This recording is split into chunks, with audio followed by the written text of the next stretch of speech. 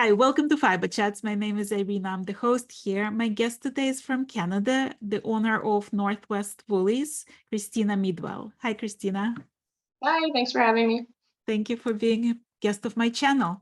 So I ran into you on Instagram first, and I was really sort of drawn to the quality of your felted animals because I see a lot of felting on Instagram, and there are like different kinds of artists out there. There are people who go for like very realistic view, and then there are people who go like almost cartoonish way.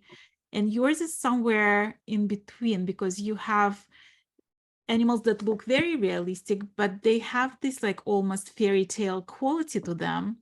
There is always like they look kind, they look funny, they look like they have this spunky personality. Like sometimes it looks almost like comical, and sometimes they look very sweet. How do you decide what you're gonna portray? I normally start with realism first. So I try to capture the anatomy and the coat colors and things like that fairly accurately. And then I take a little bit more leeway with the faces for sure. The eyes are important. I normally want to convey like certain kind of emotion or expression or something like that. And I want them to feel more like whimsical and not like little tiny mini taxidermied things. Although I'm very interested in faux taxidermy as well. Like that's kind of a fun thing to get into. But um, yeah, I like to keep them kind of more towards the character realm rather than like your super accurate photorealistic like representations. And yeah. Well, you were an artist before you started felting. How helpful is that? How much do you rely on your artistic ability to like create these realistic looking figures? A lot, actually. I would say, like, if anyone was going to ask me what they could do to improve, like, the realism of their sculptures, if they were also doing needle felting, I would say draw more and paint or like whatever you decide if you like drawing or color pencil or whatever it is. Um, that is very, very helpful because it all translates. Like, I find if I push myself with drawing, and I do a bunch of digital art. Like that's kind of where I go now. I do kind of digital artwork because it doesn't make a mess and I don't have to clean up anything afterwards, which is really nice. Um, and so, yeah, if I push myself there and I do quite a few uh, digital things, then the next sculpture that I make will be easier or it will be better, or I'll find that it's easier to pick up on things that I normally would ignore or whatever. And same with felting. Like if I have been doing a lot of felting and then I go back to drawing, like making a drawing, how I have it in my head is much easier to bring to realization on a 2D surface. And so it all kind of translates, especially because normally I work from photos on my tablet.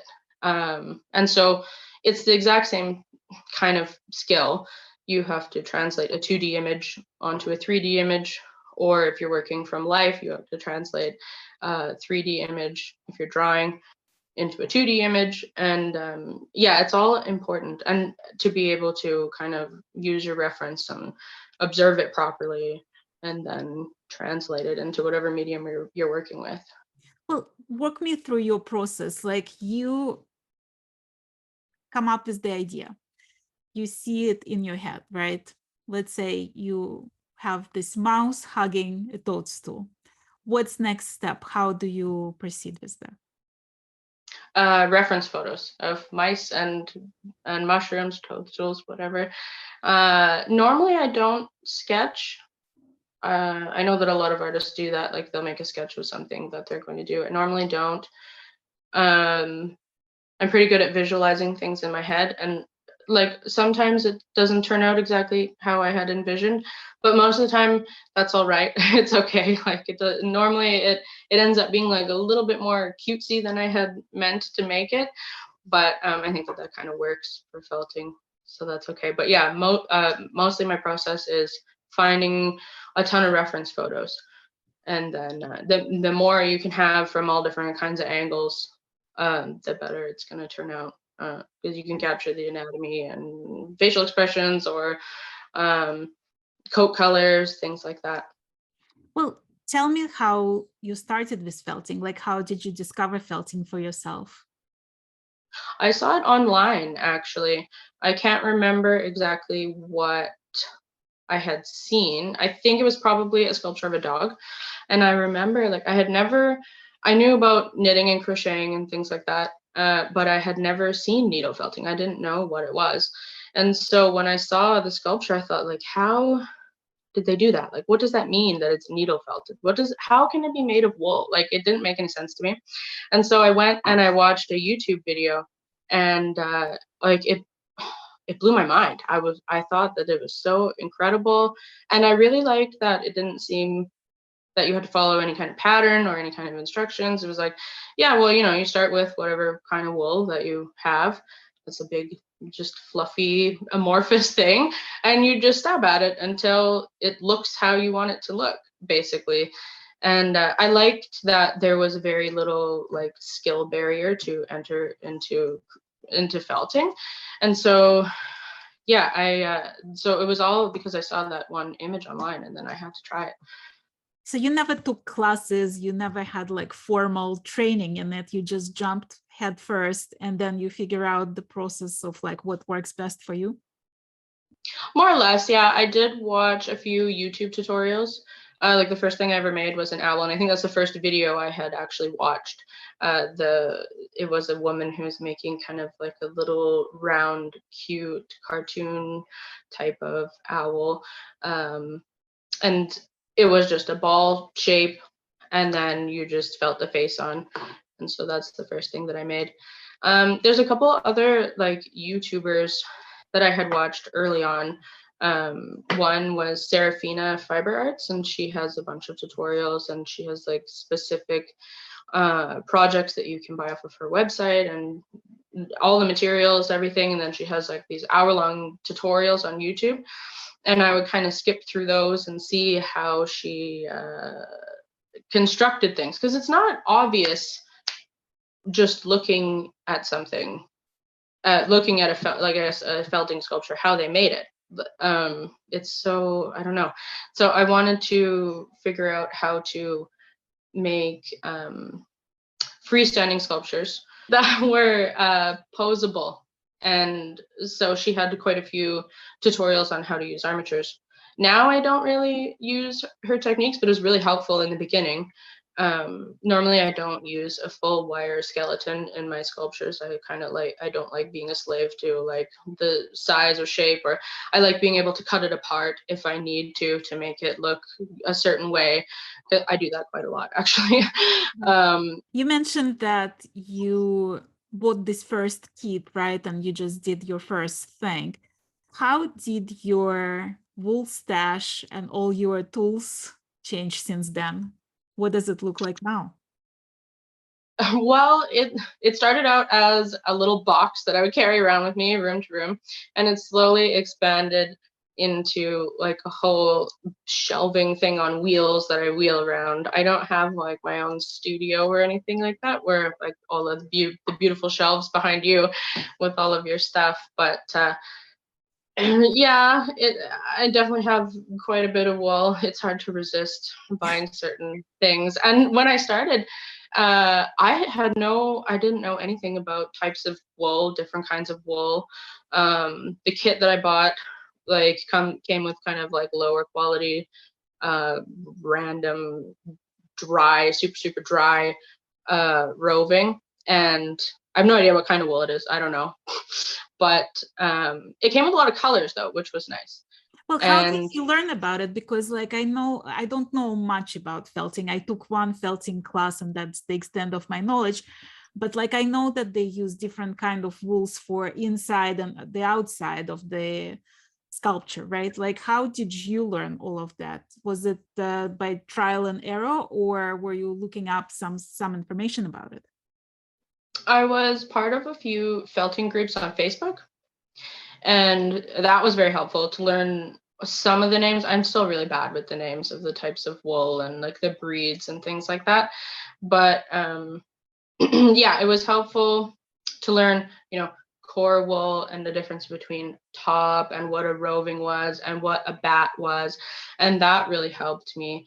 There was also a local wool shop where I would go in, and I probably didn't learn anything, but she helped me because I would be like, well, I need gray, or I need brown, and it need and sorry, and and like, I'm making this, and she'd be like, oh, okay, well, because she also was a needle felter as well, and so that was very helpful in the beginning. I'm not sure if that helped me learn, but it helped me to start creating things without being kind of impeded by my lack of knowledge for the Right. materials and things like that. Yeah, and then I kind of, yeah, you just slowly pick it up. I still don't know everything, but I know what works for me, and so I order most of my stuff online, and so I go and I look for certain words, and then I order based on that, basically. Well, I mean, when you order new stuff, do you have a specific project in mind, or do you just buy to have things in stock? So whatever pops into your head, you can create. A bit of both. Yeah. Like, I've ordered for certain projects before because I didn't have some certain color.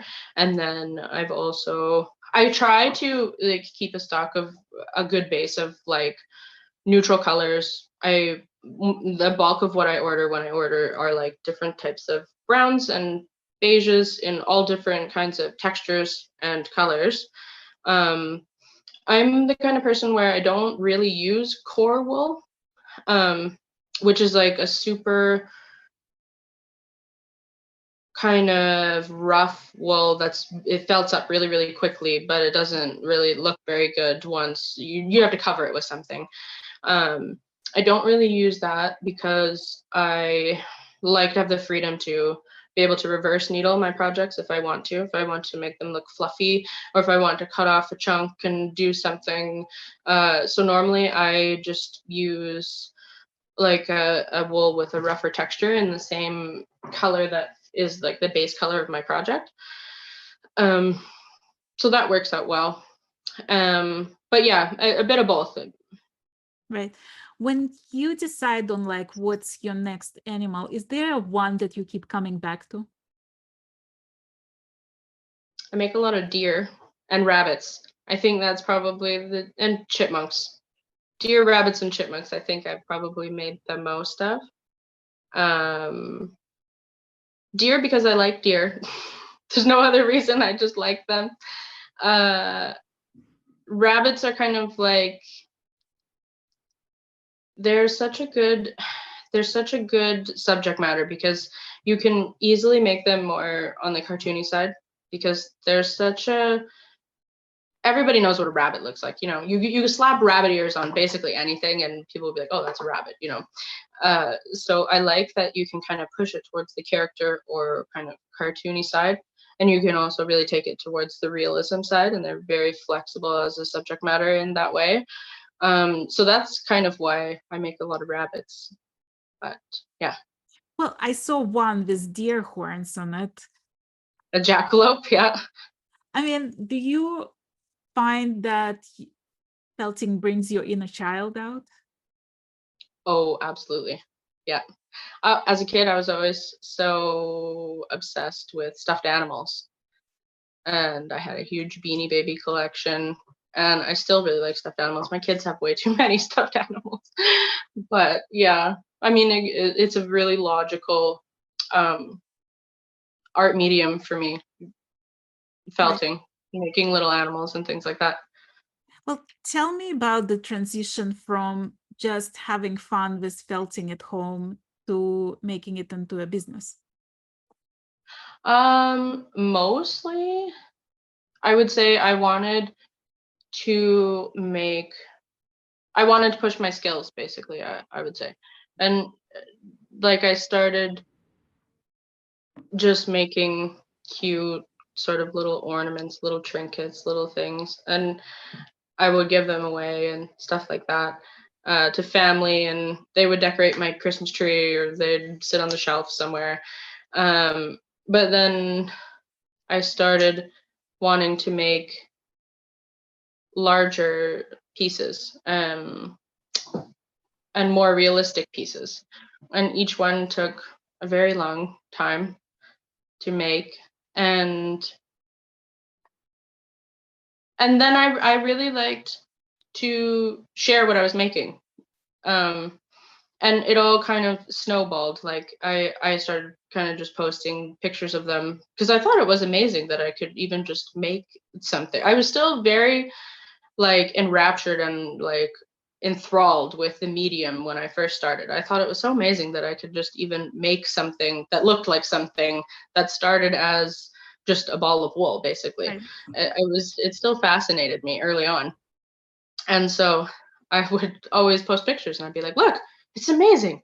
Like, I can't believe I made this. And then yeah, then I found out that there was like Facebook groups for felting, and I started sharing some of my stuff there. And then I started having people ask me, well, can I buy one, or can I have an ornament made, or can I have a sculpture of my dog made, or whatever. And it was mostly friends and family. And then yeah, it just kind of took off from there. Just my need to share what I was doing, and then yeah. Well, when you're an artist, right, you have this freedom of coming up with an idea, going to your shop and starting to do what pleases you, what excites you at the moment. When you are a business person, you have to start thinking of what sells, what's less time making and can still have the look that you can get the money worth, right? Like it's becoming like more restrictive. Do you feel that? Do you feel like you're losing your artistic freedom by opening it, treating it as a business? Mm, when I did my first craft show back in 2019, I was still making a lot of ornaments and things like that. I did feel that way a little bit then, because mostly I made smaller things, easier things to make, things that were cuter, like, well, not cuter, but less realistic, but that I could sell for a reasonable price based on the amount of time that I put into it. But I find that it's actually gotten easier to make what I want to make since opening my Etsy shop, because I don't have like it being online is kind of freeing in that way, because I don't have to stock a whole big table at a craft show or something like that. I can just make the sculptures that I want to make, and even if they maybe aren't at the type of price point that would be more successful at a show, like a craft show, they'll still sell in my Etsy shop, and that's fine. Yeah, so it's actually gotten easier to make what I want. What's your dream? What's your ambition for this business? Like, where do you see it's going? I honestly, I like the trajectory it's on. I like that I like what I did the last couple times is I kind of made a little tiny mini body of work, a little collection of things, added to my shop. And I'd like to just be able to put aside the time to do that more regularly. I kind of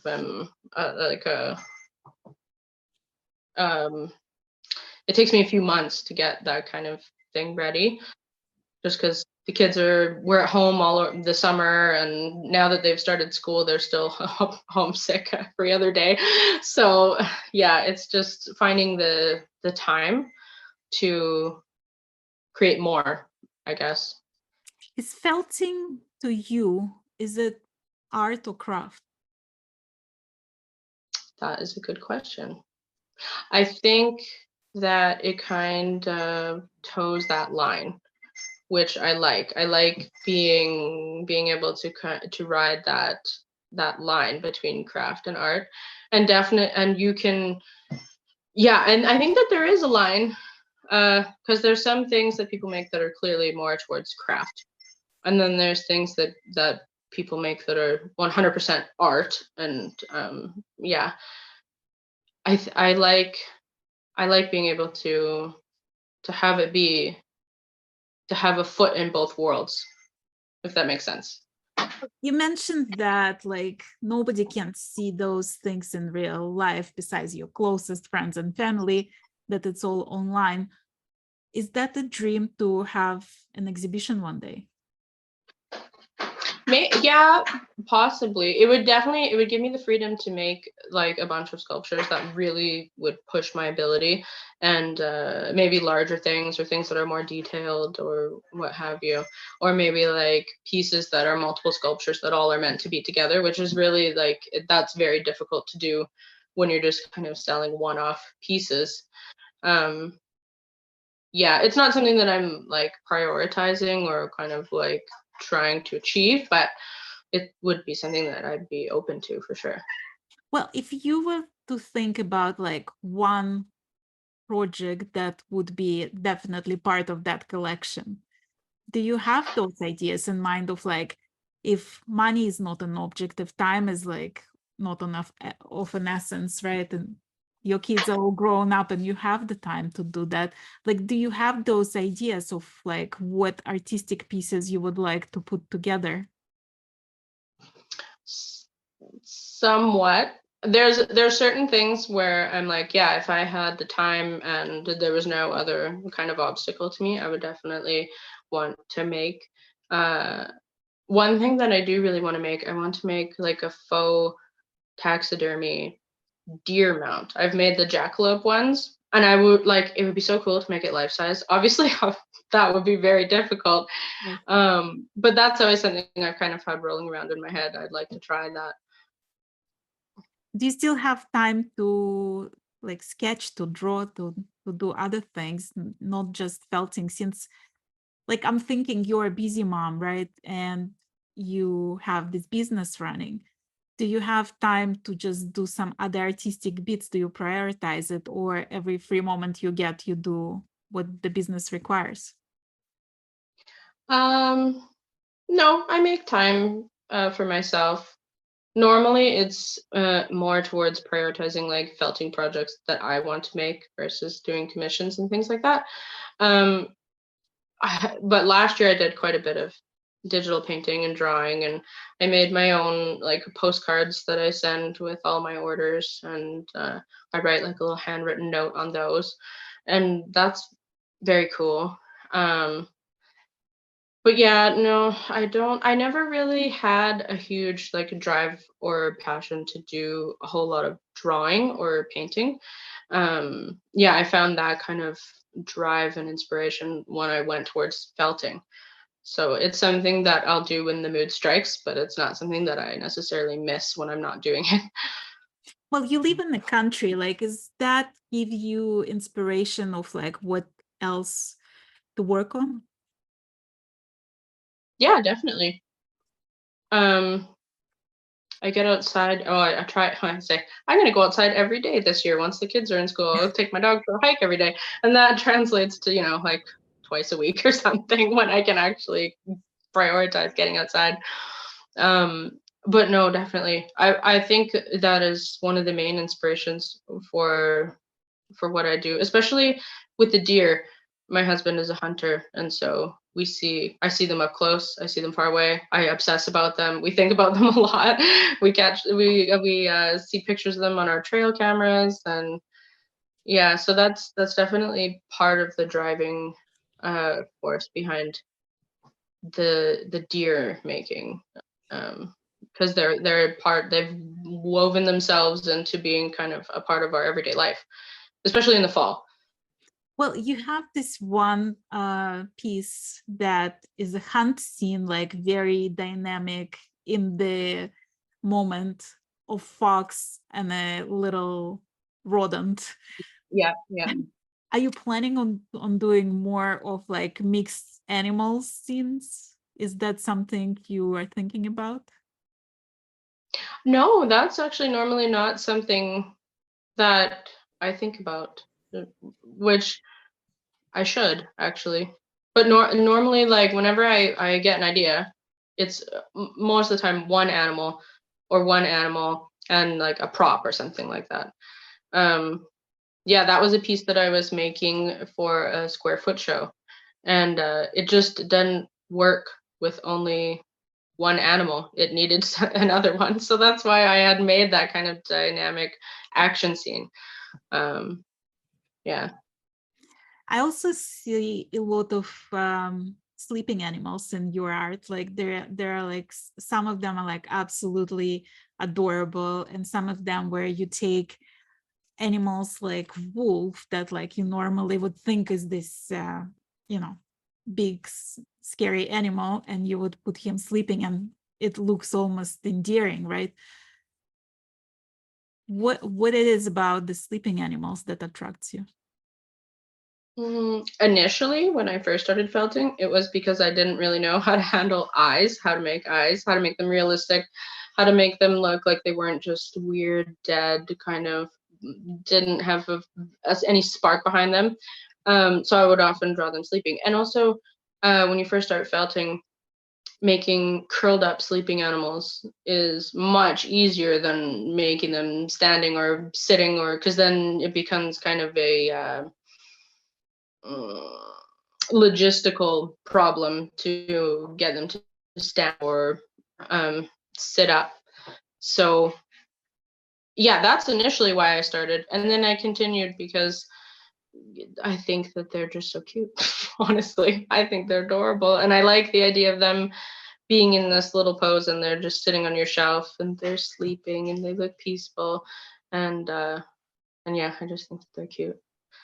How do you deal with the ideas and inspirations? Do you document them somehow? Like when the new idea pops to mind, do you immediately start working on it, or do you have some sort of diary of ideas that you come back to and look for inspirations? Normally if I have an idea, I start collecting reference photos. So I'll have like a bunch of images of chipmunks and squirrels or whatever it is on my phone. And that is kind of, I normally don't sketch. I know that a lot of people do, but I don't. Um, a lot of the times, like I'll have kind of a pose in mind, but that might change as I continue with what I'm making. I like to have the freedom to cut it apart and change what I'm doing if if it's not working. Well, the thing that I love about felting is that you can continue working and changing things. Like if you didn't get immediately the shape you want, you can keep on poking until you get there. But that's probably also like a bit of a frustration with felting, because how do you know when enough is enough, right? Like, do you have hard time stopping yourself playing with those animals? No, not when I'm initially making it. Like it's easy for me to say, okay, that's done. That's where I want it to be. But a lot of times, like if I still have something that I've made and it's sat in my cupboard or something like that, I'll be like, oh well, I don't like that now. I wish I would have done it like this. And I like that I can just take it out of the cupboard and I can trim it wherever I need to and then add to it, which is really nice.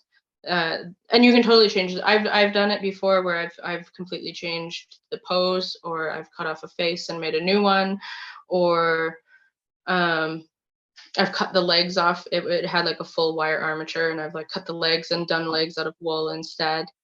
The jackalope that I did actually, that started out as a bunny lying down, and for whatever reason, like I just lost interest in the project and it was taking too long to make the fur, so it just sat in my cupboard for a year. And then I thought, okay, I want to make a mini jackalope with the head of the bunny that I had kind of abandoned in the cupboard. And so I cut off its head and I took the eyes out because it had little bead eyes in it and they weren't big enough. They didn't look right. And then I kind of completely redid, well, I basically redid most of it.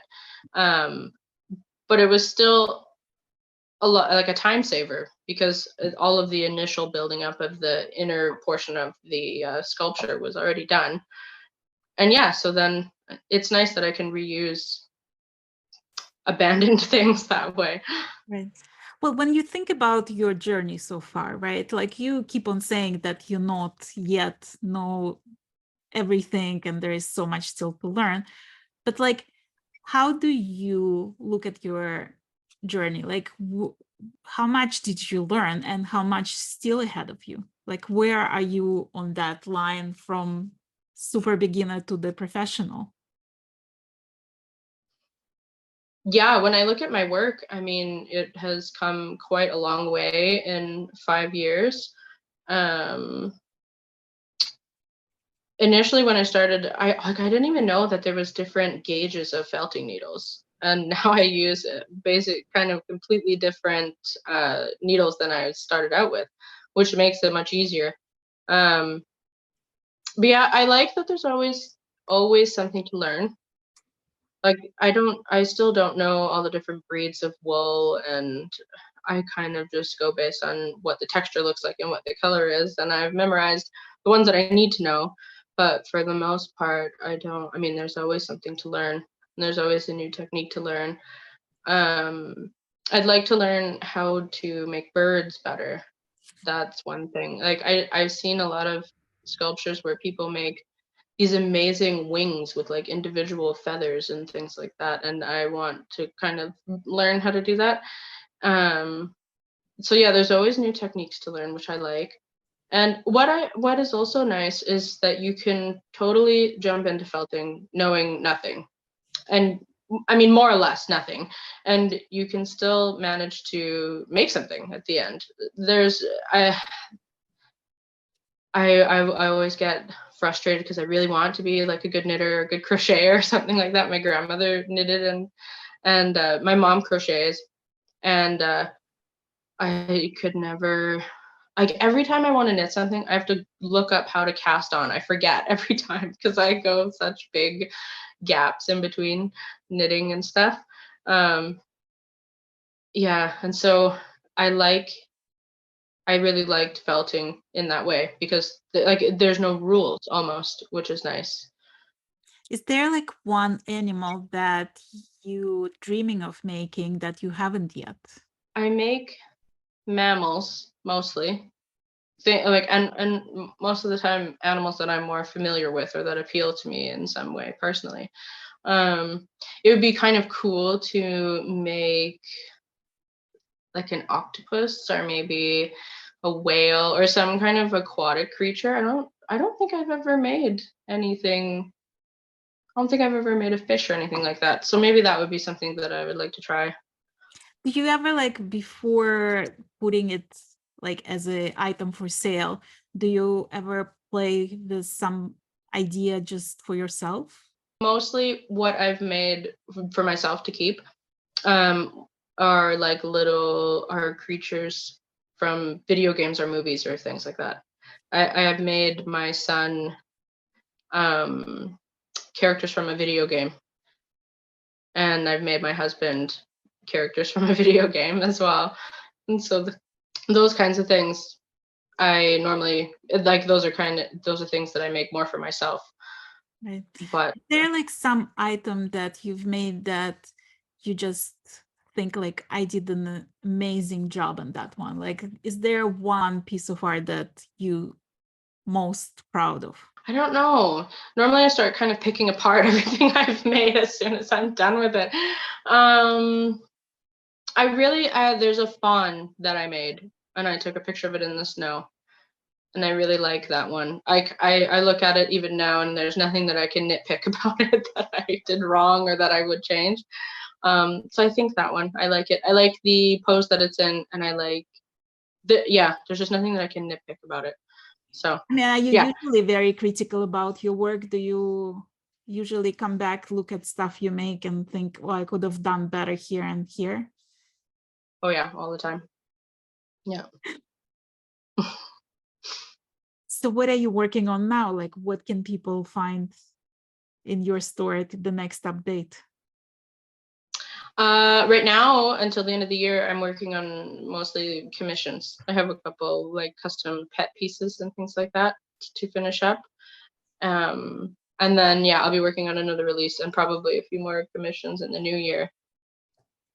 Yeah. I'm always kind of I don't have a lot. I feel bad, but I often can't take on as much work as people ask me to do because yeah, I like to try and leave time to make things that I want to make Yeah. on top of doing kind of custom orders and stuff. Well, it's probably a good problem to have too many orders, right? And to have orders to choose. That's true. That's true. I can't complain. Yeah. Well, I'm gonna put all the information about you and your store in the description of this video, and hopefully more people can find you and you can keep on doing what you're doing. Okay. Well, thanks for having me. Thank you so very much for being guest of my channel, Christina. It was lovely to meet you. You too.